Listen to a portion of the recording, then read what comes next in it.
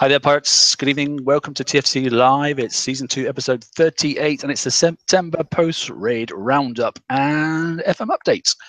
Evening, Robin. How are you? I'm doing very well, thanks. Yourself? Yeah, fine. George, how are you, mate?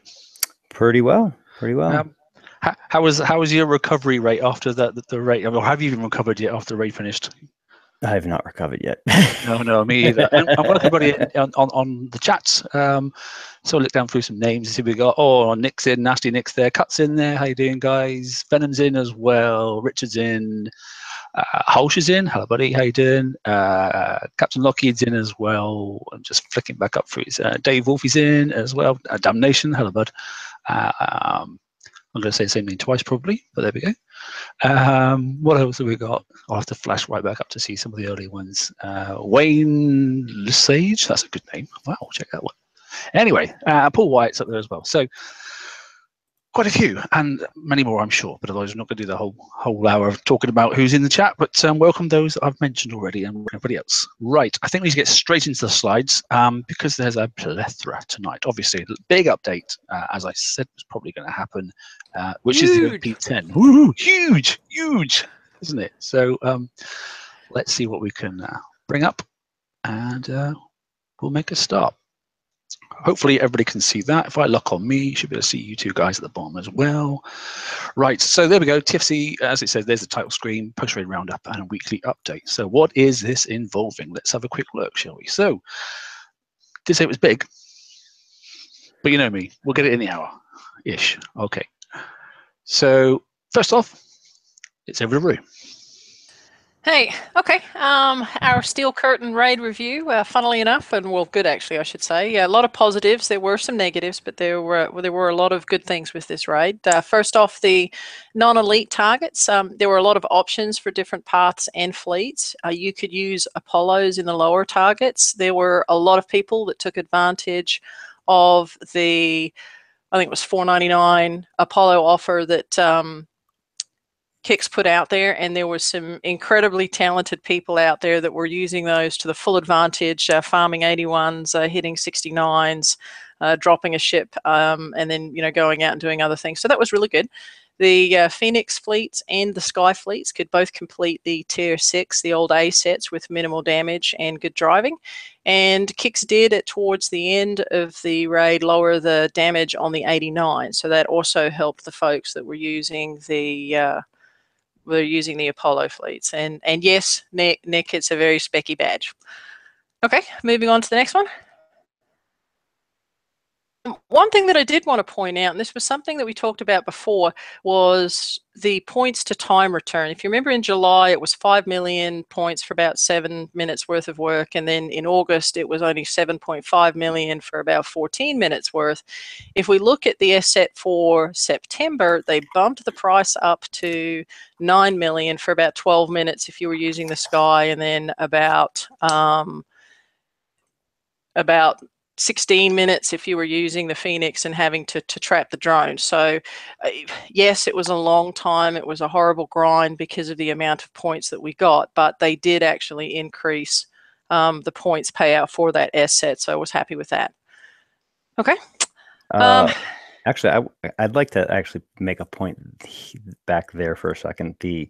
With the points to time and the overall cost, I really would like them to look at it a little bit, because a lot of people are real frustrated. And I think part of it is, we'd gotten used to thinking of, 1 coin per million and the time that it took for us to get through a raid, which was anywhere from like 30 to 90 million, right? Now, if you are on the top end and you want to actually stay on the top end, you're looking at a lot more points, and the overall cost and the overall time is increased. I think, there's a justification for all the prize points. At least I can make one for just about everything. I mean, sometimes there's, outliers that you can't really understand why they did it. But I think the thing is someone's got to take a step back and just take a look at the entire thing again and just go, okay, hold on a minute. What are we doing? Because I was stressed to find time to actually do this. I mean, if this is the first raid, and I don't know how long that I actually had to have help on the last day to get 2 targets done. So I'm hoping that they start looking at that, because honestly, it's, you know, some of the targets were real good. The time is the key factor. Like, I don't mind if they change the targets maybe a little bit to where we get the same amount of damage, but it's not as long to run. So that way, if we are grinding to 300 million every time, I mean, at least it's not as long. I just want that point out there. No, it is a very good point. And there are some slides a little later on with some ugly numbers that are on there. The elite target, the 106, tuned for the Skyfire auto hull and not the Phoenix skill hull. One of the things that really annoyed me was that they dropped this bombshell on us the day before the raid, and obviously it was a complete 180 from all other communication from Kix about how the skill versus the auto hull should work. I'm not going to harp on this because, you know, we've talked about this a lot, but I do want to make the point to Kix. Reward me for my good driving with the skill hull. I don't want to have to rely on, you know, in-game drones being stunned in order to be able to make a target work. You've given me a skill hull. I built my skill hull, put time and effort into it, learned how to become one with it. Reward that for me. And because of that, there was a huge loss of confidence with Kixeye on the skill versus the auto hull and what direction we're going to be taking in the future. And I kind of talk about this a little bit later on, but they clearly need to restate what their thoughts are between the two hulls, and they need to stick to that because they've already broken what they said that they were going to do in the past. Yeah, and you know, I actually sent a couple of questions up with regard to that to clarify the whole skill auto thing, and I've gotten some tentative feedback back. I think everyone's busy with OP10 right now, so hopefully we'll have some more information soon. The only catch with that whole situation, unlike in the past, like this one was stated at the beginning of the raid meta that the Phoenix was the go-to hull for the S sets, and the Skyfire was only supposed to be the go-to for tier 6. So I think that's where a lot of people really had an issue. And again, if they could have clarified that somewhere in the middle of the raid set, you know, or had done something before that raid, because it was a store raid, so it kind of exacerbated everyone's perception of it. Yep, I agree with that completely, and I hope they are looking at it. And you know, it's one thing to make a change; it's another thing to kind of make it right at the beginning. You know, I mean, we've always so far been able to do the raid and quite well with one hull, whichever one you had. You know, if it was the lower hull, you hit the A sets. If it was the skill hull, then you went out there and tore up the elite set. So hopefully they'll work through that. Okay, moving on to the prizes. Big deal this time, and I'm hoping this is not just because it was the tech store / hull raid. They did not lock anything this time, so props to Kix for that. Unfortunately, that is the case. It will be returning next raid. Well, hopefully they think about, though, what they put behind that lock store. And I'll go into that in just a second. Tokens, we had ship tokens and we had structure tokens, so it was good to be able to store some of those. I was actually able to speed up some of my refits that are buildings that I had going on, and then I was able to bank the 2 days, which is, you know, really help for some of the OP stuff that we're going to talk about in the OP upgrade. They also put in a lot of lower sub tech for players for the next raid, and it was reasonably priced. You know, it was 5 million for the Hellwraith. They also had the Mimicus system and a couple of other things. So for the lower guys, mid-level guys, there was the opportunity for them to catch up on some of the higher level FM stuff to be able to build that raid fleet for the next raid. And then they reduced the price for the Charged Armor X, M, and the CO. So that was really good that they dropped those down. I think the missile was 2 million, and I want to say the explosive was 3 million. So people that could not get it through the TLC were actually able to grind out some of the lower targets and pick up a couple of those panels each, which will really help them with their FM. One of the really good things I noticed was the tokens for like VXP stuff for like the mono and like other hulls went down, I think. I don't remember them being as some of those things were cheaper than I had remembered. And they had, I mean, they had a real good variety. I mean, there were, you know, of course, there was some stuff people wanted to see that wasn't there. But I'm trying to think this time, was there any outlier, like weird price, like too expensive thing in this one? Well, did they actually do a pretty good job at nailing it this time? In general, I'll tell you what I did like was, well, it's a pretty good time to talk about it now, actually.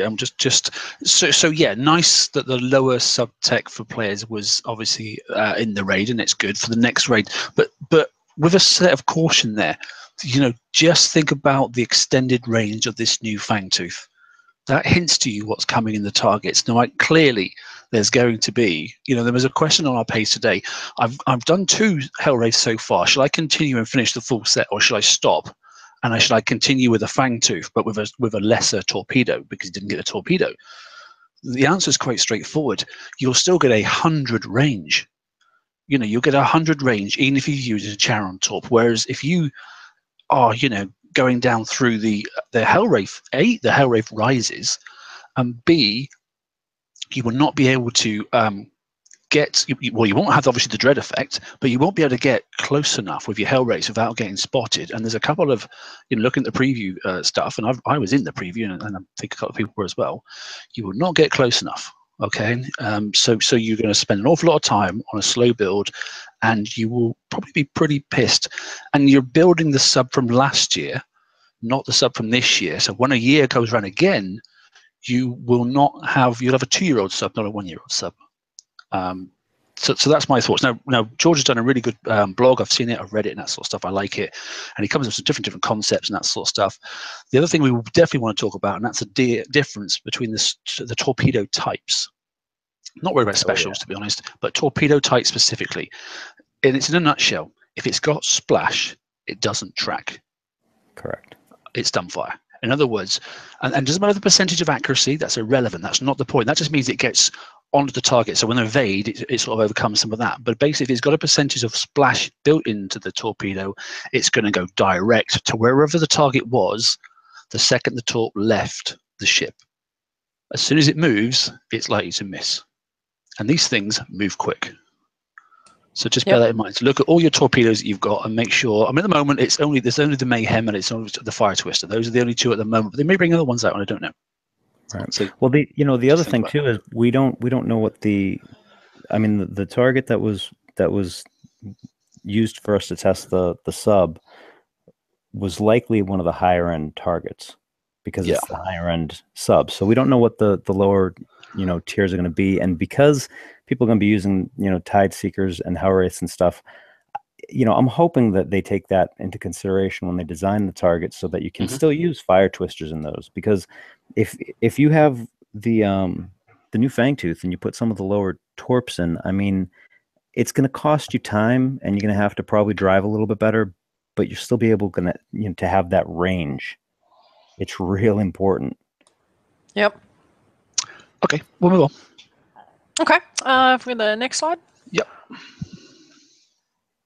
Okay, on the prizes, the price for the skill hull, the special, and the weapon increase again. We're looking over 100 million, or right at 100 million for all of that. The new charged armor is still set as a premium price, and it is a necessity.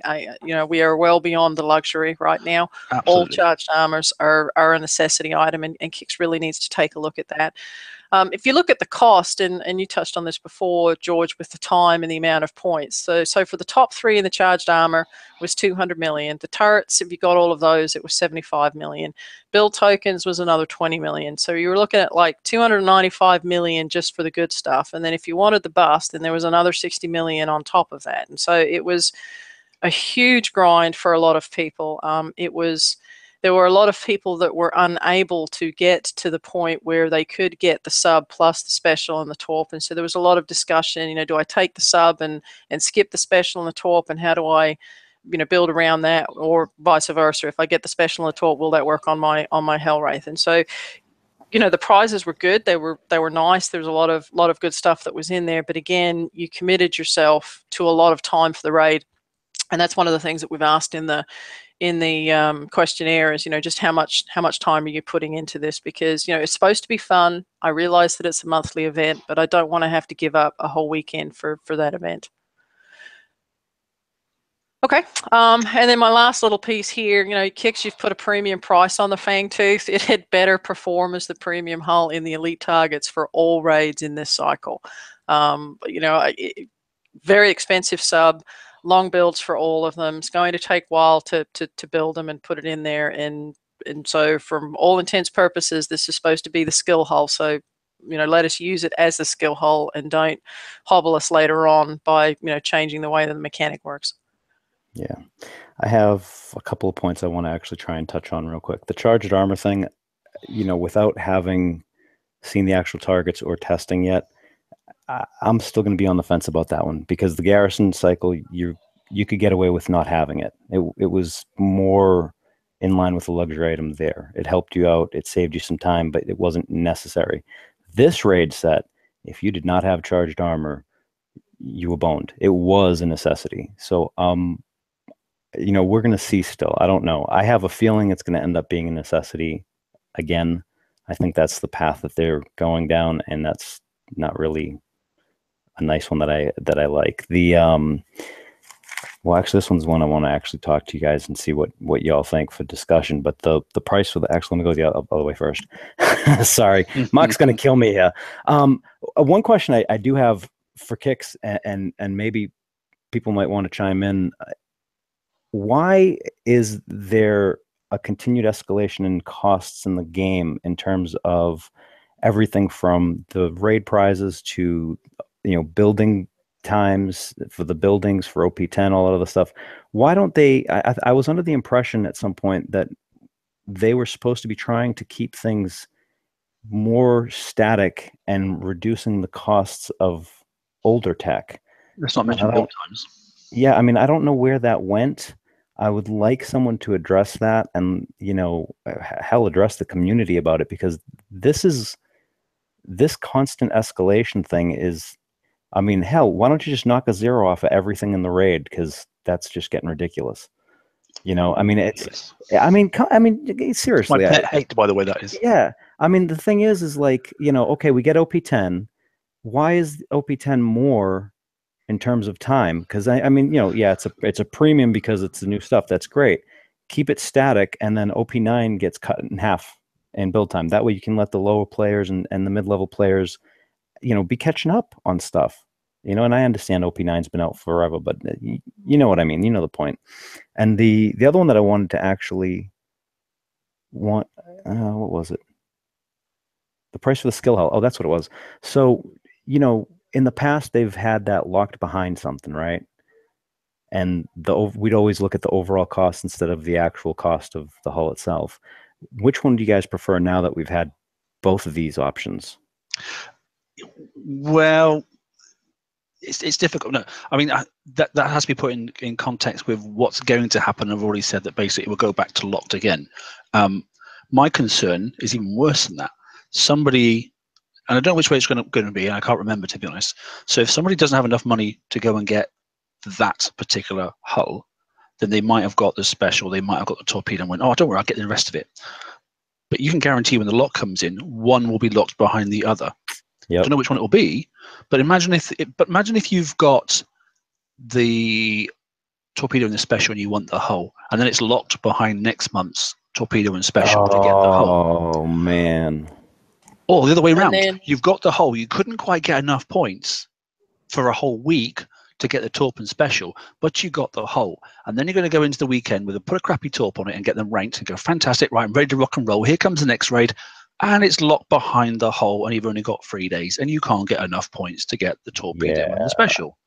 That's a bad. It's a lose-lose as far as I'm concerned. And then on top of that, you've got to break through that lock to get all of those pieces in order to bust the lock where they had the charged armor hid behind. Which will be in the limited store, won't it? Yeah. Yeah. Yeah. I mean, because I was looking at it, and I'm like, it's 100. What was it? 120 million for all three. 100. I think it was 100. 100 it was, wasn't it? 100 even? 25. I mean, yeah, and in the past it was like 110 or 120 for that plus another hull. I'm kind of like, if we're gonna get the prices raised because it's all by itself, then. But that's also the broken mechanic, as you said. The one coin per 1 million. Well, because the 1 million doesn't mean anything now. It was a reflection on the time then. The problem is, I think they're still using that as a mechanic, and that's not acceptable. If that's what they're using no tenfold mechanic, Yeah, if It's now that's what they're tenfold. using, yeah, that's a bad. Well, yeah, it's like about five-ish times. What was it to get everything you needed? 520 this time. You needed So from 520 million. 60. So that's yeah, almost 10. Yeah, about like 8-ish times. Eight Yeah. times the cost. So it's a broken mechanic, So, you know, and you know, okay, we set that as at the time, we set that a year ago, and that's yep. when you need like 30 or 40 million, you know. So And there were raids that you got less than that. It was less coin than that per million. I mean, the catch is it's they've increased the overall cost plus the overall time. You know, I don't know the last time that I merked. no. Well, look, the only thing I will You know? say, I'll be absolutely honest. The only thing I will say, the one target that I did like this time, and I said it to Robin before I came on, was the 89. The Yeah. 89 blitz target was a godsend. Yep, I said that last night. I actually like the 89. I think that was probably the best balanced target for both hulls in the entire raid. And the thing is that's the kind of mentality they should have brought to the 106 if they wanted to achieve parity for both of the hulls. And do you know the reason I like it?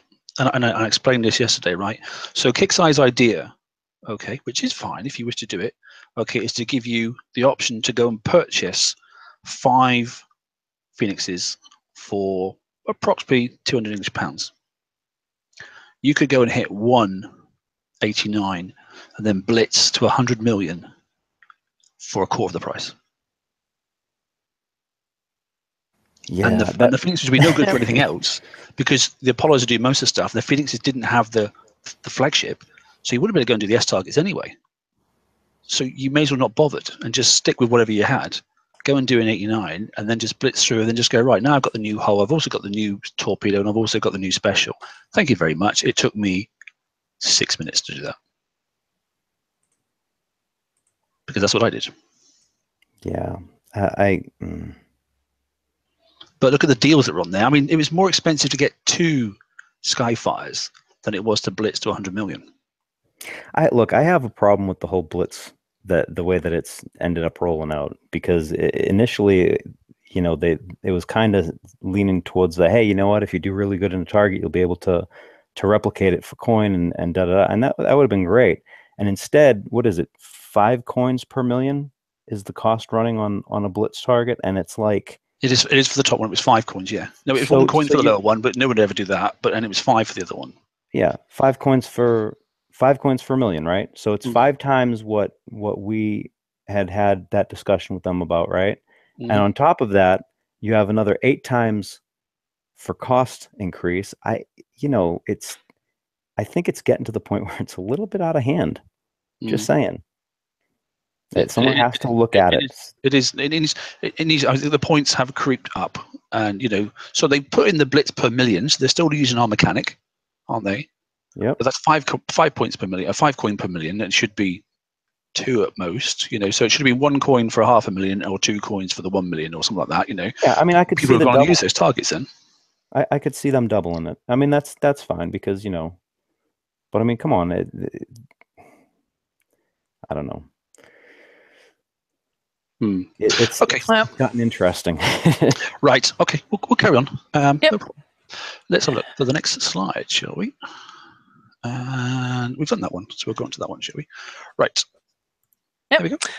Okay. Bugs and spawn rates. There was a much improved spawn rate that I saw with the elite targets. I did not see a single instance where a spawn was all of the same target. You know, it wasn't like all 106s or all 100s. There was times when there weren't any 100s left, and that was because people were farming them, or 106s, but the spawns themselves actually seemed to work really good. And no exploding targets this time. The only thing I had any issues that I had in any targets was there was one that I prepped and I'd actually left the OP in there, and then, you know, didn't register that the OP was there. So the spawn times were good. On the redemption, we had a couple of niggly things on the redemption. They had an incorrect pairing on some splash pages for some of the items. They'd indicated a Conqueror item paired well with a non-Conqueror hull. And then there was a defect on the scroll bar for the skirmish redemption page where you could actually redeem the hull, but you couldn't scroll down and see it. So there were some people that had some issues with that. Okay. So moving on to the next one. And then, sorry. No, I was just on the last slide. I just wanted to say this is probably the best raid ever in terms of spawn rates. Yes. Like it was phenomenal. Yep. Yeah, did really good job on that, Kix. Okay, and so looking forward, two things. First off, we touched on this earlier, restate the differences between the hulls and their uses. If we're going to have a skill hull and an auto hull, we need to know exactly what they're for. If they're not going to be a skill hull and auto hull, then they also need to restate that. And then whatever you choose, you need to stick to it and don't change it the day before the raid. That's probably the thing that knocked me more than anything else. I had tokens for Skyfires. Could have got more in the raid, but I had absolutely zero time to deal with that, and so I felt punished because I had to actually spend more time in going ahead and prepping targets or even just completing my own raid. And so I spent more money than I normally would, and was not a happy roo about that. And then the second thing, the charged armor TLC, because of the price point on the armors and the time that it took, and because of the issue with the Skyfire and the Phoenix and the difference there is, I think it would be good for Kix to be able to go ahead and run that charged armor TLC and go ahead and include some of the new charged armors that are in there to allow people to go ahead and get some of those prior to the next raid, so that they do have the ability to run the fleets with those. And then George just brought up a good point. Go ahead and run the Skyfire and the Phoenix TLCs again. We're going to talk about this in a minute, but we're going to be losing the mega hulls, and so people are not going to be able to get titanium with Apollos, or at least not very well. And so there is still a need for those hulls, and so those TLCs coming out again will help, and it this will month will be great. Right. Yes. Well, yes. I mean, the thing is, I would like to see the TLC, like the Skyfire TLC. Everyone knows it. And they've done the same thing with, they've done the icebreaker and the mono. They use the same TLC. They just switch the prizes up. I'd like to see them do the same thing, so that way people can get the Skyfire and the Phoenix, particularly if TLCs in the future that are based on the Skyfire and Phoenix are going to be requiring us to have both fleets. Yep, really good point. Unfortunately. Yeah. So anyway, that was my overview. Yes, there was a very big negative. Well, there were a couple of negatives, but there were also a lot of positives, and there were a lot of people that were able to grind stuff out and get stuff for that. So it was good to see that.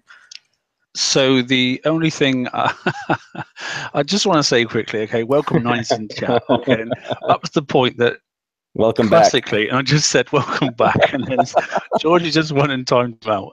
Okay, it's an in-house joke, okay, but anyway, welcome Nines. It's good to see you, mate. You and us, George. I've lost my train of thought. Look, let me just move on a slide, and then we'll oops, sorry. There we go. Right, so I'll cover this one then. So basically, obviously, the questionnaire went up at the start of the week and that sort of stuff. Okay, the questionnaire, in case you aren't aware, is this one. It says, so go to the TFC website, basically, forsakencastle.co.uk, okay, and then you click on the Steel Curtain questionnaire, and if it works, oh my word, it did, okay, and there you go. Just fill out your details, down through those there, okay, and it's really, really self-explanatory, and then get to the bottom and just press send and that sort of stuff, okay? That's all you need to do. You don't need to do anything else, and just like that, we're back. Wow. Hey, that was almost pretty slick, wasn't it? Right, okay, total submissions to date 644 and open until the 25th. Yeah, open until the 25th. Yeah, so I didn't manage to put that on the side. I forgot about that. Okay, so you've got a few more days yet, 4 in fact, and it's reasonably balanced, but not as balanced as it could have been. And the reason I think it's not as balanced as it could have been, you should have been all prepped for this raid, those that have got the Skyfires and got the Phoenixes, and you should have had a pretty easy time, to be honest. Now, clearly, several people got 1 trillion points. Fantastic. Okay, but by sitting on your chair and doing nothing else, you wouldn't just get 1 trillion points, okay? Not unless you were glued to it and you had some memory foam, okay? The point is, from the previous raid, when we had the 103, which favoured the Skyfires, I don't think they should have took that out. Sorry, no, the 103, sorry, favoured the Phoenixes, yeah. Now, I don't think they should have took that out, because the 100 was fine for the Skyfire. So I just think they should have just not created a new target, left both those in there, do a little bit of escalation, but not too much, and then just have them both worth exactly the same amount. And whichever one you did, you could have got a bonus. Yep. I think we said Yep. that. That We would said have been that really last- good. We said that on Saturday, didn't we? I Yeah, think so. it just didn't need this I mean, 106. You it's- killed off a fleet completely and made it inoperable. Well, I think the problem is that the 106, yeah, you could do it with the Phoenix. It wasn't fun. It wasn't easy. But the thing is there was no option for you unless you had a current fleet, a second current fleet to help your Phoenix in the 106. Whereas in the 103, you could do it with the Skyfires and then leave Rudolph and bring in subs. Yeah. I mean, and to be honest, there were more options available with the 103 setup than there was with the 106. Yeah, absolutely. There was more flex there, and actually, it would be much easier just to change the target slightly. Yes, you could have done a little bit of less escalation. I don't know. The turrets could have been harder to kill, which means you took a couple more rounds. There are many ways to escalation. We know that without just tweaking the damage percentages and that sort of stuff. But it wouldn't take a huge amount to do that, and then you wouldn't have alienated as many people as you did, because a lot of people have lost a lot of faith in the blitzer versus the skill hole. You made the skill hole a non-hole, as far as I'm concerned, in the 106. Yep. But that's my feeling. Right. No, anyway, I agree with you completely. I mean, I may not be the best driver. I live in Mississippi, so we have SubCan internet down here, and I'm okay with paying for repairs because I screw something up. I'm not okay with paying repairs when I have absolutely no chance if something doesn't work in the game. Yeah. Okay. Right. Okay. So we go on with today's update. Okay. So that's our review of our version of the raid review. Okay. Take it or leave it, but that's it as far as we're concerned. Ready? Are we gonna real quick? Are we gonna have the full results of the questionnaire? Yeah, they'll Saturday? come up for Saturday. Yeah. Okay. Good. Because it closes on 25th, so we'll get this out on Saturday and then I'll do some extra slides and stuff, and I'll push them up. This set of slides, by the way, will be up on the page for those that want to download it, because the next bit now is obviously quite important, which is all right. So we've got a fresh VXP and uranium weekend concept. Okay, so it starts obviously at 9 a.m. on the 22nd. Okay, and goes through to Monday at 9 a.m. That's obviously kickside time, and not that Central American. What did they call it, Robin? Central Daylight Time. Yeah, it sounded like freaking Lord of the Rings time to me. I was like, what is that? I never heard of it. I did pass that up, and they're going to address that. Yeah, just go back. We all know what kickside time is. We all know where they're based and that sort of stuff. Don't confuse me, all right? I don't like it. Okay, but anyway, so you're going to get a chance to rank up your Fang Toofs if you want to. So there are some Fang Teeth, is it? In fact, it probably would be, wouldn't it? Yes. Fang Teeths. Yeah, I don't know. Okay, that's like sheeps and sheeps, isn't it? And fishes and fishes. Okay, so keep your eye out. So there's a new target coming. Okay, there's a level 60, and it says you can do the level 60. By the way, you can read, but it says you can actually do it with the Hell Wraiths. Okay, if you want to. But the level 100 is very much like the target you just saw in the raid video. Okay, so you're actually going to go and play in one of these targets, and yeah, your subs might not be ready, and they might not be fast enough, and they might not have enough sort of like torpedoes on them and that stuff. But at least you can understand how Dread works. You can understand there's a little tiny ring on the outside. You can understand the mechanics of, is it a thermal target, or is it actually that they've got thermal and they've got sonar? Because we truly don't know yet. Until some people built both versions, we won't actually know. And Ren's in. Hello, mate. How are you? Ren. Hey guys. How's everyone? How are you, mate? We've just started the weekly update, mate. So we finished the raid review, and we're just moving on now to this week's update, mate. Good to see you. All mate. right. So yeah, so we've got new targets for this weekend. So you can obviously, attack targets with your submarines, and it's similar to the new the new raid format that will be coming out. Okay, so just bear that in mind. Like I said, 60 is going to be there for the whole weekend, and yet again, obviously, we're not going to be able to keep, unfortunately, the 100 for the whole duration.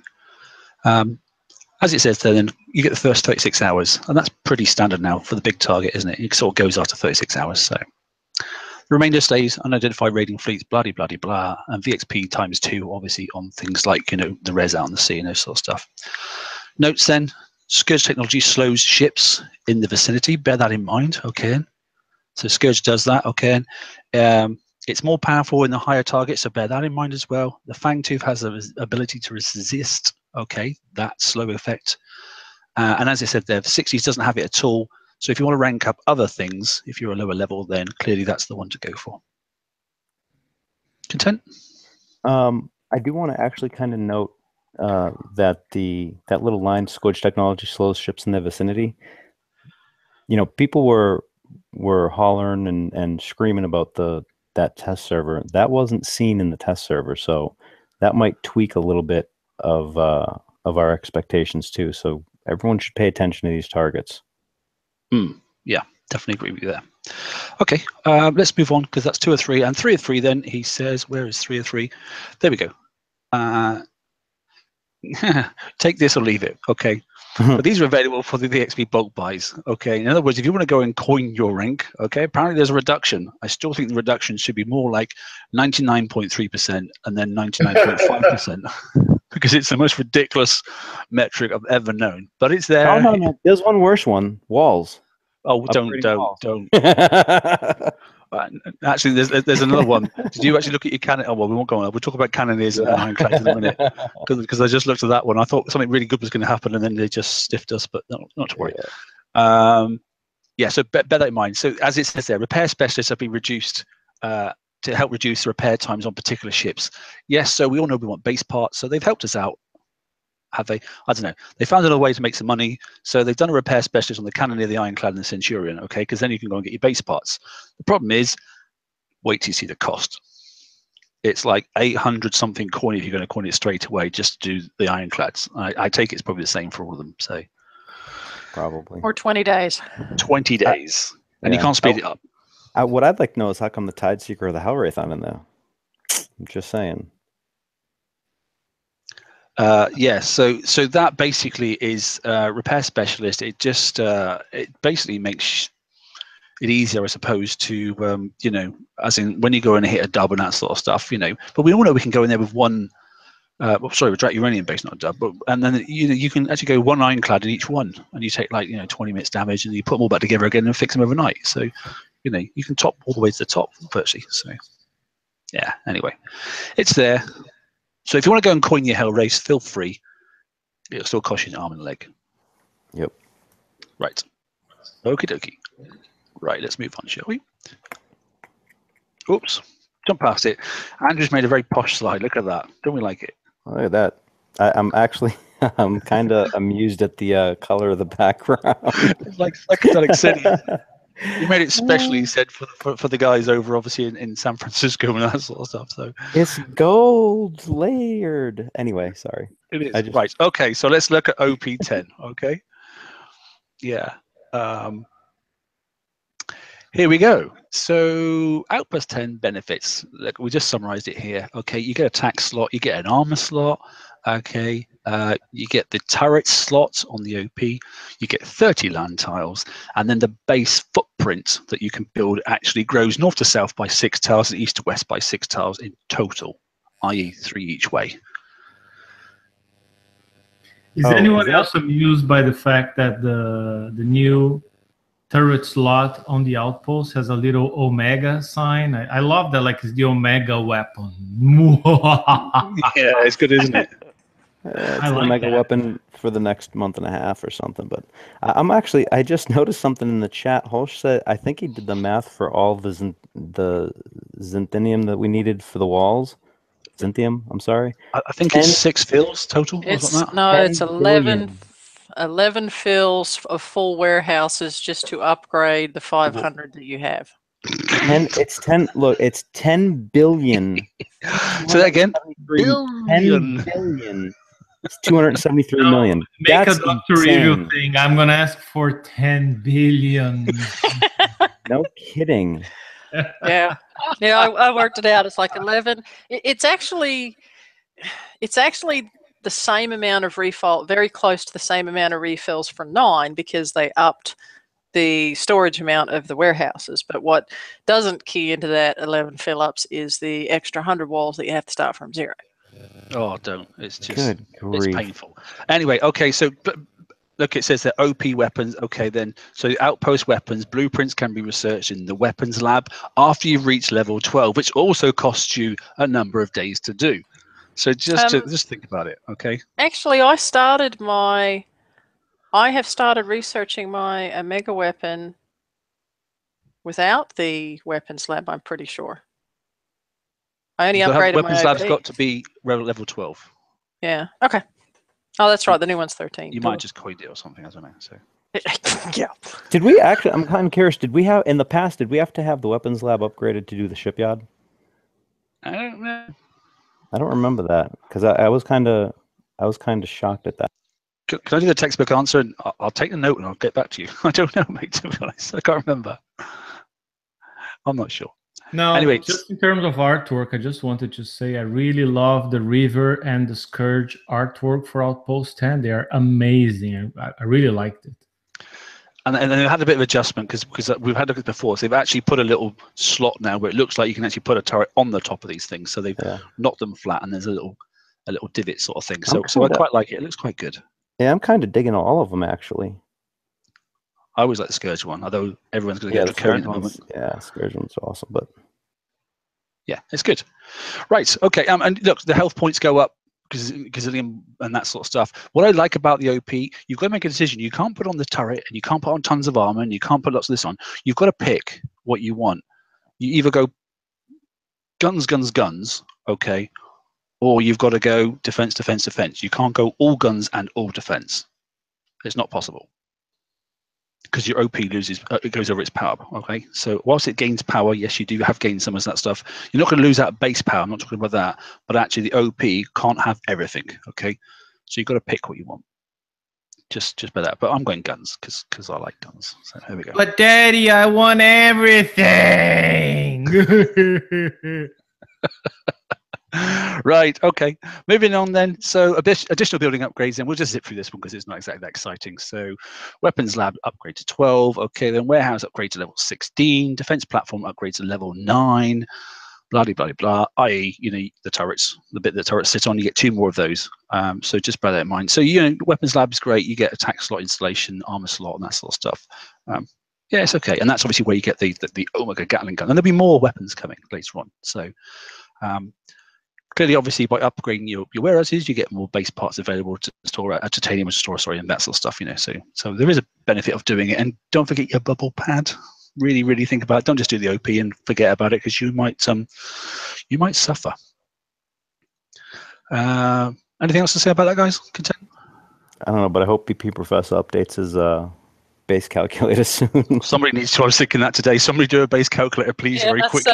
That's Wayne's homework. Oh, right, cool. Yeah, where is he? I thought, he's got to earn his keep. What the hell? Yeah, no, he was on early on. So there you go. There's a job for him. Tell him, Rue. Tell him. Don't make me the bad person. Rue's the Rockwaller. Okay. Additional building updates. Like I said, a platform 9 upgrade. Okay, increasing health and increasing power. There's an extra 2 wall upgrades. Makes me cringe when I even look at those things. Okay. Dock upgrades to level 14. Dock upgrades, no problem at all. Don't worry about it. You can do it concurrently and that sort of stuff. With obviously going into your dock through the normal, rather than just clicking on it, you can go through the top right hand corner. But the ship upgrade, you're going to have to obviously stop building your ships to go in and jump into that one, which is 12 and something days with an officer. So bear that in mind. Oh, we're talking about officers. Make sure you roll through your officers to work out what you want to do. If you're doing a weapons one, use the weapons specialist. If you're doing it, obviously, don't want to tell you suck eggs, but you can knock quite a few days off all these things once you put them as a collective. Yeah, and Ren made a really good point about the shipyard upgrade the other day. Watch your tokens. Although you may want to just dive right in and use your tokens and get your OP done and think, woohoo, that's it, cool. I saved 18 days or whatever it was on my OP. You cannot use your shipyard while it's upgrading. And this is if you don't have an officer like me because you don't have any friends or your husband took them all. You have to plan your husband took all your friends. Well, that's how I got into this. He invited me in, and when I went to invite people, it's like, oh, they're already playing. So I can't get any officers. Okay, guys in chat, Rue's got no friends, okay? Oh, boy. When I say that, now I'm going to get a bunch of requests. Oh, but anyway, yeah. back Everybody friend Rue. Yeah, back to important stuff. Looking for friends. In the past, you were able to save 2 tokens from this week and then, kick off your upgrade right before you did this week's FM, and then it was only like 2 or 3 days or whatever. Not so much on this one. So if you do have tokens, be careful about how you plan on using those. And although it does look good to get that nice shiny OP, it's going to suck if you don't have a shipyard for a week. Yeah, very much so. So now, just to clarify for everyone, so after we upgrade the Outpost, is there any other prerequisite to upgrade the shipyard? no. No. I've done So both. that could be. Yeah, that could be. Yes. No. There is. Oh yeah, hang on, go back. It said The weapons lab. Weapons lab. You need to upgrade. Yeah, because I was annoyed because I had to blow tokens to get that done, so I could get the ship. Because I had my shipyard planned out to not be in use today. Okay, so you got to do Outpost, then weapons lab, and then you can do shipyard, right? Right. I've done all three, so I can't actually remember because I went. How many tokens have I got? I'm How many just things? Filthy token holder. Yeah, he just coined it all. Yeah, I just just- put no, it it's- in that order because I know it's cooler to have the shiny turret on top of the Outpost, and some people may be tempted to burn I've left that. tokens on that or on a new turret that they got in the raid. But yeah, who can afford a week of shipyard down? And I don't know if it's exactly a week, but you got the idea. Yeah, got you. Sorry. So walls. The walls look funky, but you will hate. Look, we're getting dark and dirty with the walls. They're all getting very dark. The whole base is getting dark, isn't it? So if you pick draconian, then the whole thing goes very, very dark when you do the walls and that sort of stuff. So the tiles are always that dark blue, and then the walls are almost jet black. So it's going that way. People building Fangtooth. I think Mark and I were having a chat yesterday, right, Mark, or the day before. It actually makes a huge difference having the new shipyard if you're building Fangtooth. It saves a lot of weight from all the Scourge tech you put on the Fangtooth, allowing you to do more interesting things.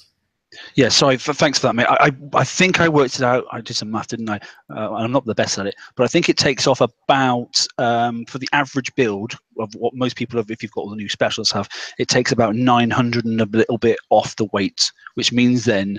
And Ren did an excellent video and that sort of stuff, but he had to reduce one of his items. I think it was an armor, in fact.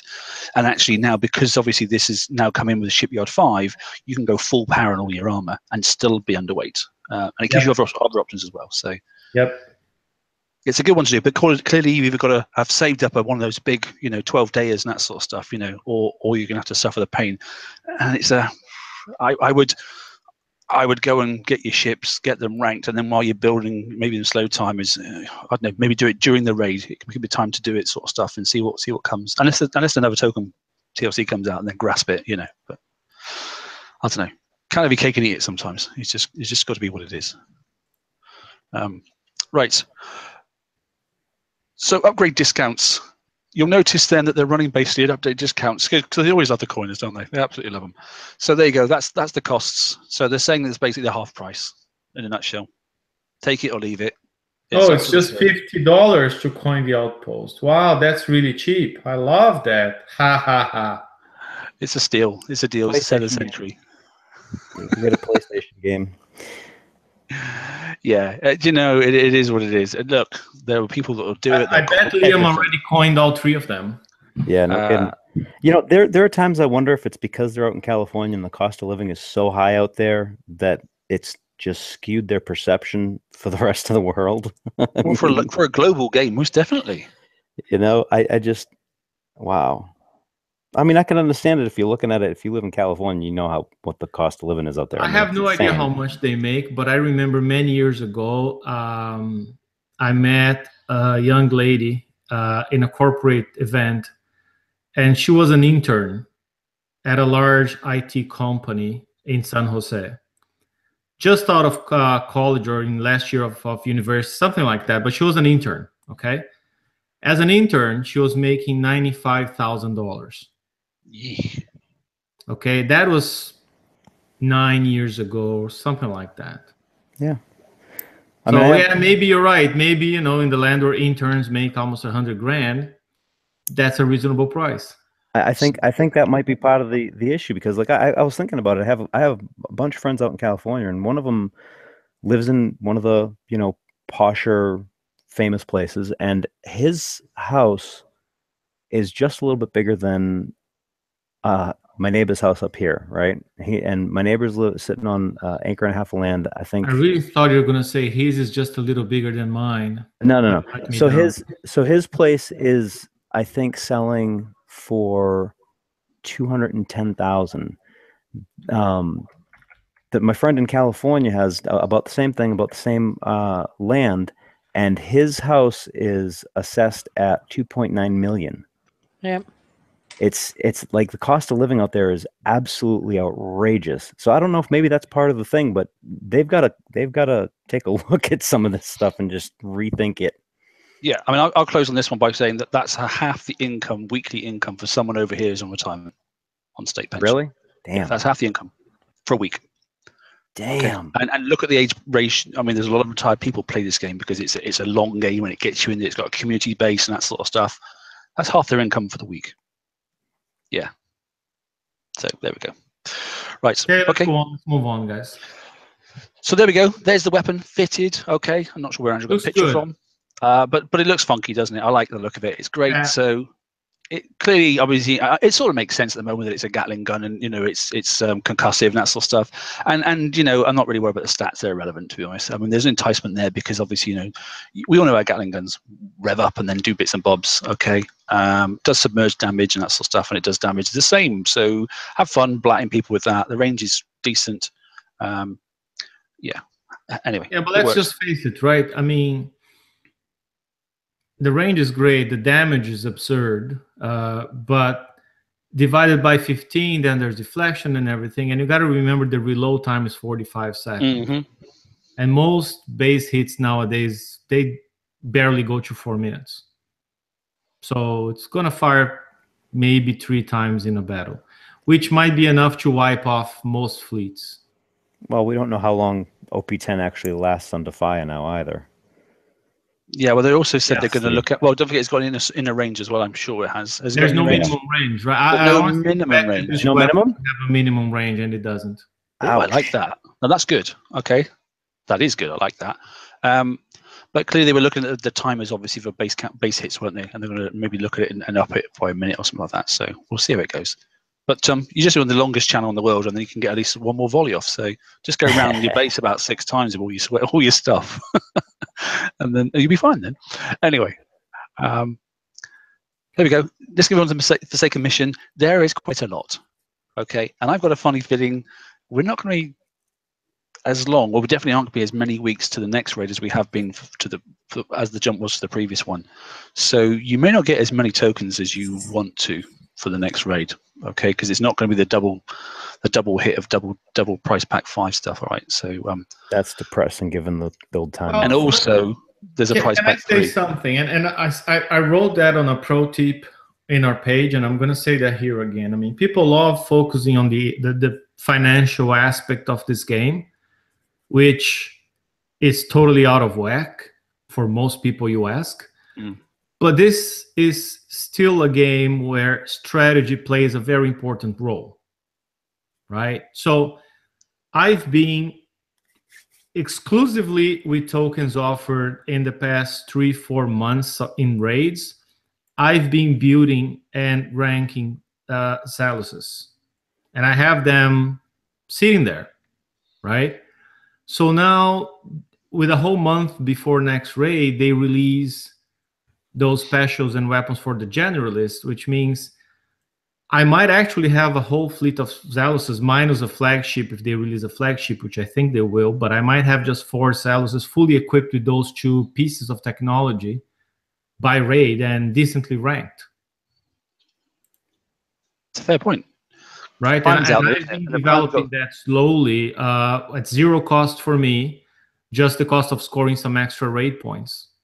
Yeah, the com, as Rue was saying. Well, no, the Zelos Prime com was specific for the assault raid. Expect another flagship that's going to give explosive and concussive buffs to the other ships in the fleet. So you're thinking a Zelos one? A Zelos CTX for concussive and explosive. Just like we had the Zelos COM for corrosive and missile. Expect to see a Zelos CTX. That would be my guess, just an educated guess. Well, I mean, I like these things. I mean, and people can read, so I'm not going to talk through the stats because obviously these slides will be available later on. But I do like the concept of, yes, you can use this generalist hole and you can adjust them. It'd be really nice to know if how many people went with the previous adjustments and managed to do the raid using the generalist holes with the other tech that was available last month. Because I haven't seen anybody do it. Everyone knows I did the Garrison raid with the generalists. I was going to do the assault raids with generalists as well, but the buildings they put in the elite targets were kind of an inhibitor. I wasn't going to grind tier 6, so I never equipped them. I built them for that raid, but I never equipped them, so they're just sitting there. But I ranked them for free, slowly. They're not full rank, but they're decent rank. And they stuck that dampener in there as well. Yeah, exactly. The dampener buildings on the elite targets. That's what blew me off. So maybe they'll do that again. Yeah, I think they will. They don't want generalists in the S targets. It's as simple as that. They want you to go and grind that because you're only got to change the weapons. And changing the weapons out is one of the cheapest changes. But of still, all the first raid, I'm not going to have a full fang tooth fleet, whatever. So I might as well have 4 Zealous's and see how that goes. That'd be interesting. And obviously with escalation, the lower one should be the easiest one, shouldn't it? As the first raid. Should. Okay, cool. Let's move on then. There we go. There's the other PP5 ones. Okay, and nice that corrosive plate was coming in. We sort of hinted. We knew it was coming. It was obvious. All right then. So there's the big top one, that sort of stuff. In line with all the others. So it's it's just that it's corrosive. Okay, so slap it on things as you want to and use it in your base for hitting things and that sort of stuff. So it'll be fun. Bases will have a bit of love because obviously get that on as quick as you can before somebody manages to build that Gatling gun and you'll be reasonable. Reflective coating, that's an interesting update. Surprised to see that there. I think it's a filler because at least in the last siege cycle where we needed radioactive defense, using the CL3 special and then agility system was a lot more effective than using this special because this one only gives you radioactive and no ballistic. And we are, so I saw very few people using reflective coating. Most went CL3. So it's a draconian, so it'll fit on anything, which is interesting.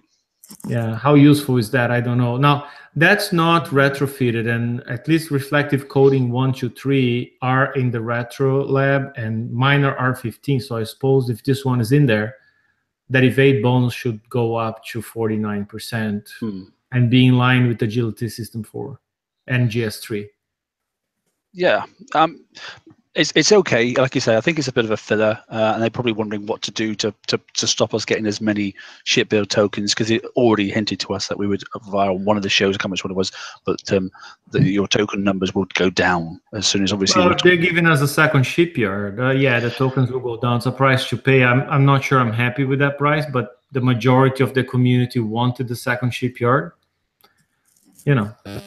I just checked the retro lab, and reflective coating 4 is in the retro lab. And in the same category as 1, 2, 3, right? Yep. Awesome. Interesting. So it will be already retrofitted, and those stats should be better. Okay. All right. I mean, with the new shipyard, I mean, I think it's just a further delineation of PvP and PvE, but the problem that I have with them reducing the tokens is now the tokens have been taken into account and they plan things out around how many tokens are going to be available in the game. If they're going to start cutting down on the tokens, I want to see a reduction in build time on the PvE stuff because that's going up and not down. So I want either the tokens to stay the way they are or get better, or something has to get adjusted. Okay. Yeah, that's a valid point, mate. Valid point. We'll move on, and thanks for that picture. So I'm going to use it as a teaser. Okay. Oh, good. Okay. Let's go to the next one. So here we go. Here's the PP4 stuff. Okay, and so this is a nice one. The alloy panels, the CTX. So we were talking about this. That we generally put obviously don't we? We put obviously the explosive special on that sort of stuff. But here's another option if you wanted to move around and change your your charged armors. Then you could have a look at this one instead. I don't know if it's retrofittable. I know Robin was going to have a look at that sort of stuff. But if you haven't got charged armors, it's going to help you, I think. Yeah, they've added some of the new stuff in their own categories on the 25th, but I don't see one in there for this specific one yet. Okay, all right. And like I said, the other thing is the corrosive plate level 4 is in there as well. Yeah, and that you brought up a good point for the folks that could not get charged armors. Don't overlook this on a sub build. A lot of people were looking to do the reflective coating for the explosive, but this actually gives you that concussive as well. So if you are caught up with the FM, this is a really good option. Yeah, we still have to see, and I'm not certain where the targets are balanced towards. I mean, I don't know if the targets are well balanced or if they deal a whole bunch more concussive than explosive or vice versa. But you're right. Most people are going with, hey, I'm going to put ablative armor 3, which gives, I think, something like 70% explosive, and focus on CT armor. That's a perfect good combination, but your explosive defense would end up being a lot higher than the concussive. And this new alloy actually allows you for a far more balanced build. So it all depends on what is the target. I'm also thinking generalist as well. Yeah, well, that's true. I mean, but it's going to depend heavily on the target, because I think in the past we've seen that each target or each raid meta favors one damage type hang on. over the other. Oh, yeah, Mike just said something. Well done, Mike. You've just caught something I didn't notice. Okay, turrets. Damn it. Dan, cancel all our lasts. See, we hadn't read the notes I think last cycle was heavily tilted towards explosive. Good catch, if guys. I'm not mistaken. So maybe this one's going to be tilted towards concussive, and then this is a better choice than ablative 3. Right. Okay. Well, it would have been, but then this is a turret special. Yeah. Darn. Okay. Oh, sorry, is it? Oh, it is. Yeah, I didn't read it. Little tiny writing. Well done, I guys. got all the thought in there. Yeah, I'm an idiot. Our chat caught it. Well, we all chat got it. Well done, guys. Yeah. Hey, you know, we're presenting details, but we haven't actually read everything ourselves. But it says quite straightforward then. Draconian alloy panels that are fortified specialists, but for defensive in your turret. So yeah, explosive. You can think with the bus, can't you? And obviously, you know, concussive. That's interesting. Are they still thinking about mudguts and stuff? Are they? Possibly. Stick it on the outer edge. Take them. I don't know. Anyway, we got it. So there we go. Thanks, Vegas. I like the chat. They're good, aren't they? They're sharp guys. They are sharp. We should just kept going. We should just kept going and just ignored it. It would have been really funny. But no, we won't. Well, hey, that's where we test to see if our people are paying attention. No, we'll be honest. Yeah. That was planned. Yeah. That was totally planned. I'll stick to that story. Yeah. No cuff too tough. Okay. All right then. So let's move on. Oh, one too many. And unfortunately, okay, because we all want obviously build tokens for our bases now, don't we? And now they're going to drop one in the PP3. Okay, so that's pretty annoying. So you're only going to get one this time round. Okay, so but you know it's another corrosive plate, and if you're in the sort of like if you're not up there and hitting PP5 and that sort of stuff, or even 4, then at least you got something. So let's not all be greedy, because everybody needs a little bit of love, don't they? So that's it. Right, assault target transitions, and this is definitely something that's of interest. So bear in mind then, by the end of the month, okay, then mega holes, the 91s that we've all been hitting now recently with Skyfires for free, okay, they're going to disappear. The Legion assault for 63s and obviously the 53s are going to disappear as well, okay.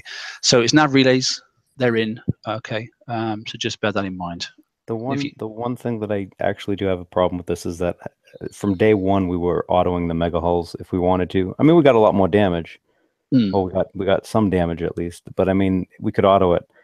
Again, the chores are getting to the point where, look, I want to be able to auto this stuff, guys. Come on, set it up, fix it, do it. Someone posted on the page earlier that they were autoing some of the lower ones. They'd tried some of the lower ones. I know it wasn't the highest one, but yeah, there is an option there. Oh yeah, your Skyfires can certainly auto the 65s, easy.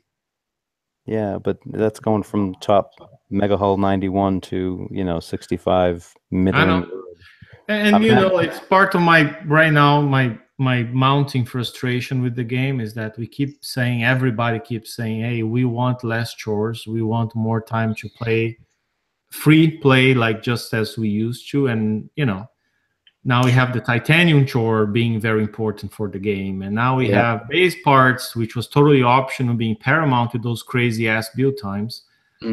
I have no problem. It's mounting, right? It's just frustrating. I mean, that's not mention the word bounty. Yeah, I don't mind the chores. The catch is I want to be able to auto them, because as a higher end player who has invested in all of the top hulls and all that stuff, you know, throw me a bone, man. I mean, I understand I'll take some damage, but I want to be able to auto it so I can do other things in the game that I enjoy. Right? So yeah, you know what? I can understand having to have the chore, the requirement here and there. But that's the problem. Don't take up my time. Up your ear. Yeah, that's what it feels like. I mean, I want them to look at it and go, okay, look, you know what? We have to figure out some way to make this to be auditable, so people can actually do this and still play the, like, I want to be able to hit a base while I'm getting base parts of some crap, right? Just quickly to clarify as well, some people thought that the change of target would actually be this current raid format becoming the FM. That's not the situation. It's always Garrison. Yes.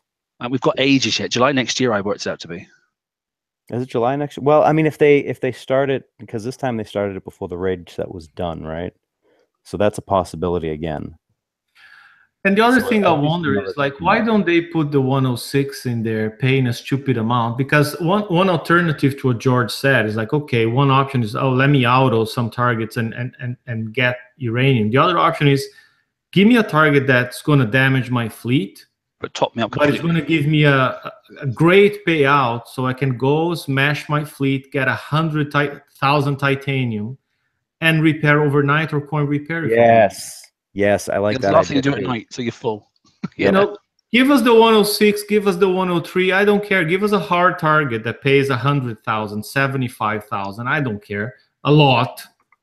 That's going to smash my fleet. I'll hit one, and boom, done. If I hit another one in 2 days, I'll hit another one. I love that idea. Yeah, and if they're worried about people prepping, then, you know, don't put a retreat button on there. Okay, we'll move on to this one, because this one's quite an interesting sort of thing. So it says there, obviously, new sources for uranium. Remember, it's going to be a valued source. So as it says there, with OP10, we're going to be looking then for more uranium to upgrade their outpost, as well as get other structures up and running, because it will cost uranium now. Okay, to help this, we've added uranium into other features of the game. Notes basically to get uranium from this weekend's VXP targets. We mentioned that earlier on in the slide pack. And then basically look at these uranium raider targets. Okay, there's going to be a third. Well, I've got a bug fix and tuning in it. There isn't one being released, but we've put one in because something's gone wrong. Okay, but there is now a third daily campaign added to the rotation. It's basically the U60 and the U100 combined together. Okay, and then it will give you 300k in uranium.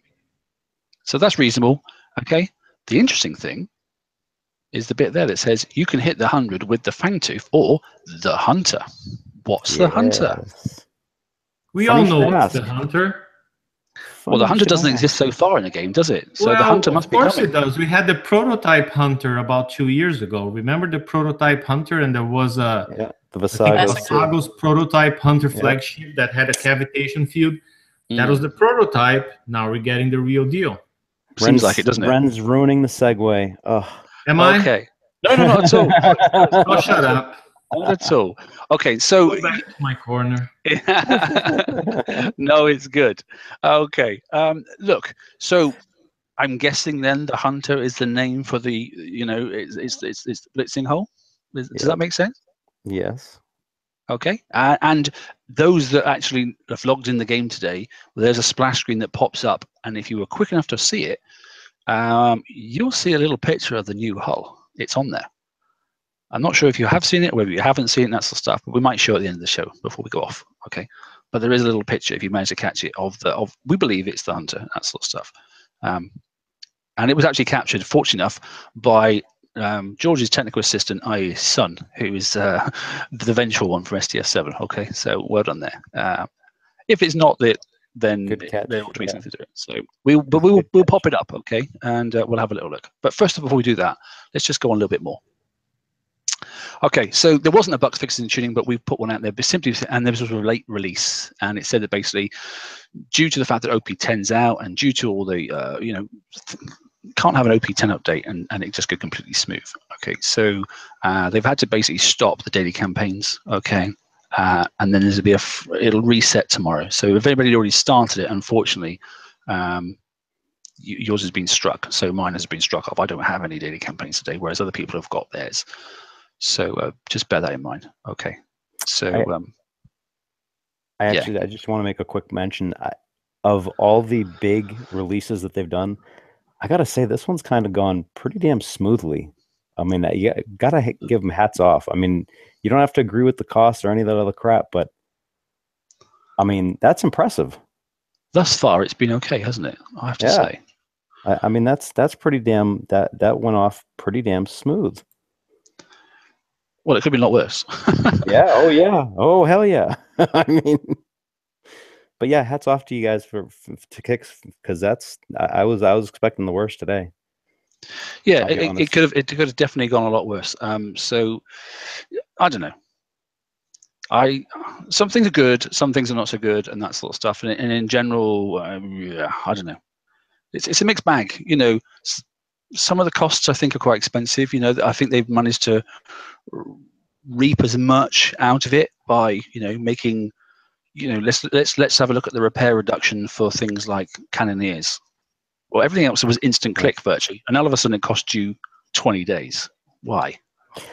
On some of them there was a cost associated with it, and some of them were instant. I just can't remember how it had been set up. I'm kind of just saying though, with regard to the rollout itself went smooth. I mean, I've come to expect some sort of glitch, bug, something going on a release, especially a really big one like this. So barring costs and all that stuff, I mean, I'm kind of impressed with the way that the rollout went so smoothly so far. Okay. Yeah. So I don't know. Thoughts, Robin? Anything from you? No, I'm happy. I've been saved some tokens, so I can speed some of the stuff up, and looking forward to seeing all the changes. Okay, good. Ren, yourself, mate. I know you've got something you want to get off your chest. No, it's a big one because I've got the same issue. Something I posted on our page already, and it's about the turret build time trend. We saw 3 new turrets in raid. They were all limited, which is something I don't like already. But worse than that, the build time, the time to equip them on a turret base, especially depending on the turret you had there before, it's anywhere from 20 to 32 days. Oh my gosh, the Wendigo. Oh yes, I mean, especially like try putting a Wendigo on a turret base that had, let's say, the Deadeye Executioner or something like it. Do you know what I thought about doing, mate? To be honest, I don't know if it's going to be cost effective, but it'll cost a lot of base parts, but maybe it won't. I was going to scrap a couple of turrets and then redo them with base parts and then just put it on. Maybe that's an idea. The whole thing I'm trying to say is, a year ago or so, we didn't have base parts in the game. And the worst time to equip a turret onto a base was the Wendigo, which was 18 days. Okay? Then they said, okay, guys, you're complaining about that, and we want you to be more responsive, and we want you to be able to react to changes in the game and keep up with base defense. So here are base parts to solve your problem. And everybody was happy, I guess, with base parts. So now they put us back in a situation where the build time is 32 days, worst case, that I've seen. And you can only stack up, even with OP10, I think you can only stack up enough base parts for 14 days or 15 days. So we're back to where we were before base parts, except now you got to grind your ass off collecting a maximum amount of base parts to get to the horrible point we were before without base parts. Yeah. Yep. So tell me, how does that make sense? It doesn't. I mean, right before you had come in, Ron, we had talked a little bit about how some of the costs, why they're continues to be an escalation in costs overall. Like the raid is like 8 times as expensive in terms of time and coin now. The OP10, like all the stuff that's coming out, the times are going up. And I can remember them speaking to this and saying, hey, you know, we're going to try and keep the numbers more static, right? Not have them go up so much, but the older stuff was going to go down when the new tier stuff came out. And I haven't seen this. I haven't seen build times come down. They're going up, and it's still a 3-month raid cycle. Yeah, but it's a lot of stuff. They're going up slowly on the ship side. We can see the creep happening, right? And they backtracked on the Phoenix, but now the Fangtooth is up to what, 18 days? Yep. And less tokens. And less tokens, you know, but now the creep up on the turrets is massive. Massive. Again, we went from a place where the worst turret I could find was a Wendigo, 18 days to equip, plus the days to remove whatever you had there before, right? I think an Executioner was 14 days, a Deadeye Executioner, 14, 15. And now you get a turret that it's 24, 25 days and plus 3-4 days to take off the old turret, so you're bordering 30 days. So even if you, again, grind your ass collecting base parts, you're still going to be left with at least 15 days of build time. Yep. Why? That's the $1 million question. Or should we say, you know, 800 million? Didn't they want people to be able to keep up with base defense? Didn't they want to make the game more accessible, more enjoyable, you know, more reasonable? I really don't understand what are these people thinking. It's just beyond me. You know? What exacerbates it even worse? I'm going to drop the topic, guys. I don't want this to turn into a long rant. That's the message. Why? I want to point out. I do want to point out, though, what exacerbates all of this even worse is the fact that we have bounty now, and it looks like they want to do that monthly. 2 raids a month. So basically. Yeah, so it makes it even worse. And I'm going to put this out there. You know, they moved a lot of the ship-related activities in the game to the server side, so the old people using hacks could not hack ship builds, repairs, and ranking anymore. But as far as I know, all the base activity still happens on the client side, and as far as I know, there are still hacks for sale out there that allow you to insta-build a base. Yeah, last bounty, I think Nick brought that up. So I know my alliance was actually like a lot of guys posting that one particular guy in the same sector already had 3-4 of each new turret in his base by Sunday. Wow. They reported the guy, I don't know, but you know, it sounds really fishy to me that somebody will have 9 new turrets total, give or take, each one taking 30 days. That can't be coining. I'm sorry. That's not the first person that said that as well. Somebody else sent something to me as well. About there's a couple out there. I just want to say that changing stuff on your base is still client-side. It's still hackable. I'm totally against hacks, but it's out there. And it creates an imbalance now that they're distributing useful content through bounty. Yeah, it's a concern, particularly the PvP stuff. Okay. Right, we've hit 120, which I had no intention of doing, but obviously there was quite a lot to talk about, and you know, also added some extra bits in there, which are absolutely valid. So the last thing I just want to quickly show is, and I don't know whether it's right, it might be completely wrong, but do you know what? You can hell, we even got one of the turret specials wrong tonight, so you know. But there was a pop-up screen, and basically that was the pop-up screen there.